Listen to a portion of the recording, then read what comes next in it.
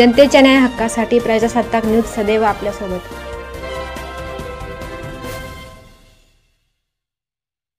भूमिगत गटाराच्या कामामुळे कोलेवाडी रस्ता झाला खराब।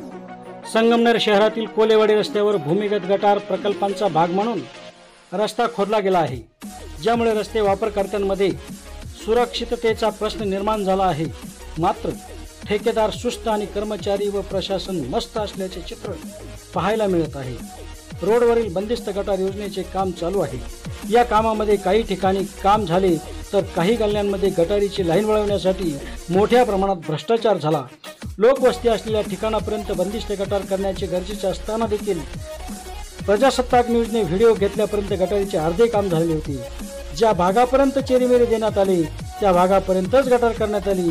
मात्र मागील नागरिक राहत असलेल्या वस्तीपर्यंत ही गटार नेणे गरजेचे असताना देखील संबंधित ठेकेदाराने ही अर्धवट गटारीचे काम केले। सध्या पावसाळा सुरू आहे, त्यामुळे रस्त्यावरील खोदकाम केल्याने रस्त्यावर मोठ्या प्रमाणात खड्डे व चिखल झाल्यामुळे शाळेत जाणाऱ्या मुलांना तसेच नागरिकांना मोठा मनस्ताप सहन करावा लागतोय। संबंधित प्रशासनाने तात्काळ या कामाची चौकशी करावी अशी मागणी नागरिकांमधून होत आहे। सलीम शेख सह प्रतिनिधी हुसैन पटेल।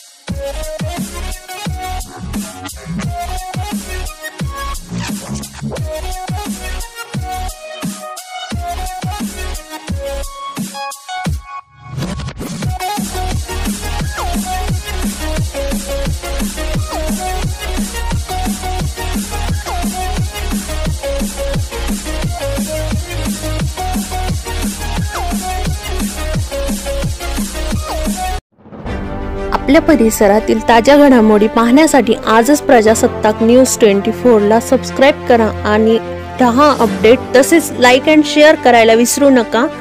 प्रजासत्ताक न्यूज सदैव आपल्या सोबत।